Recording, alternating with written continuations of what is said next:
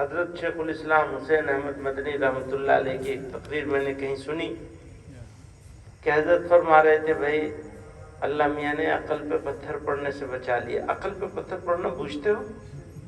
پتھر پڑ جاتا ہے نا, کیا کہتے ہیں ہم لوگ اردو میں کہتے ہیں بے عقل ہو جانا, پاگل ہو جانا.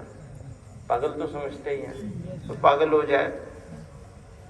اور مانوش اگر خدا کے علاوہ کسی کو خدا ماننا ہے, اللہ کے علاوہ کسی کی پوجا کرنی ہے, عبادت کرنی ہے, تو مانوش کی کرنی چاہیے, کیونکہ وہ اشرف المخلوقات ہے. انہوں نے کسی نے عقل پہ پتھر پڑا تو کسی نے پتھر کو خدا بنا لیا, کسی نے گانچ کو بنا لیا, کسی نے سانپ کو بنا لیا, کسی نے سورج چاند ستاروں کو بنا لیا, کسی نے دریا کو بنا لیا. جس کو جو ملا اس کو خدا بنا لیا. تو عقل چلی گئی نا. اللہ تعالیٰ نے ایسی بے عقلی سے ہم کو بچا لیا. اس کا کرم ہے, اس کا احسان ہے کہ اس نے اپنے سامنے سر جھکانے کی توفیق دے دی.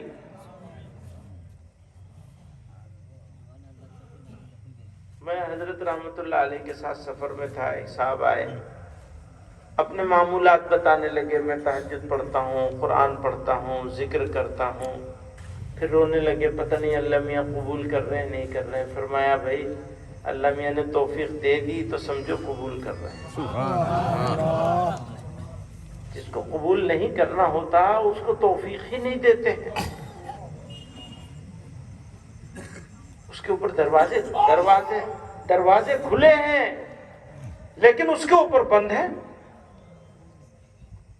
اس کو توفیق ہی نہیں ہوگی. سارا موقع ہوگا کرنے کا لیکن کرے گا نہیں.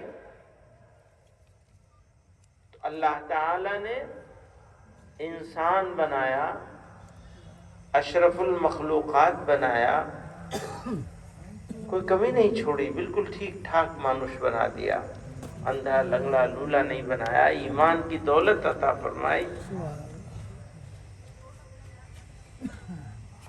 اور اپنے محبوب صلی اللہ علیہ وسلم کا امتی بنا کر اس دنیا میں پیدا فرمایا اور دنیا جہان کی ذلتوں سے بچایا کہ ہم اپنے سے کمتر درجے کی, اپنے سے گھٹیا درجے کی مخلوق کے سامنے سر جھکا رہے ہوتے.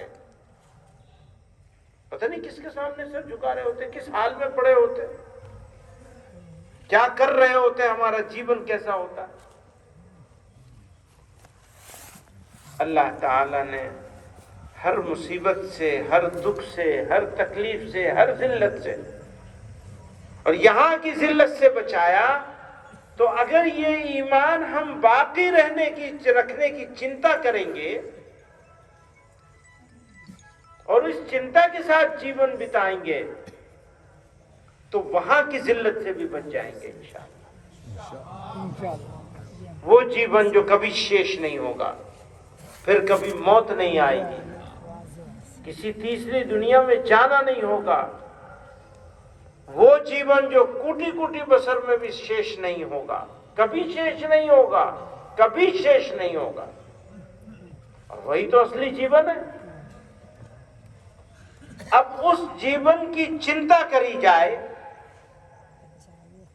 اور اس سمے کی تیاری کری جائے جس سمے پر موت آئے گی اور ہم اس دنیا سے جا رہے ہوں گے. اگر اس کی چنتا کریں گے تو کام ہو جائے گا.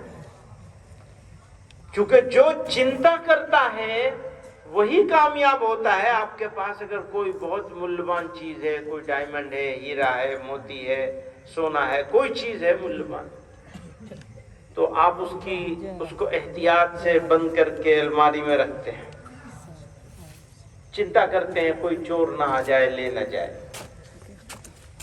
ایسے ہی ایمان ان ساری مولوان چیزوں سے زیادہ مولوان ہے, سب سے زیادہ مولوان, قیمتی ہے.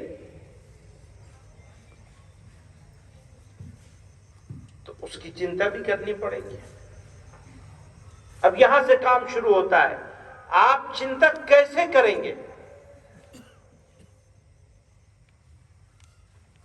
ایک ہے دل میں فکر کرنا,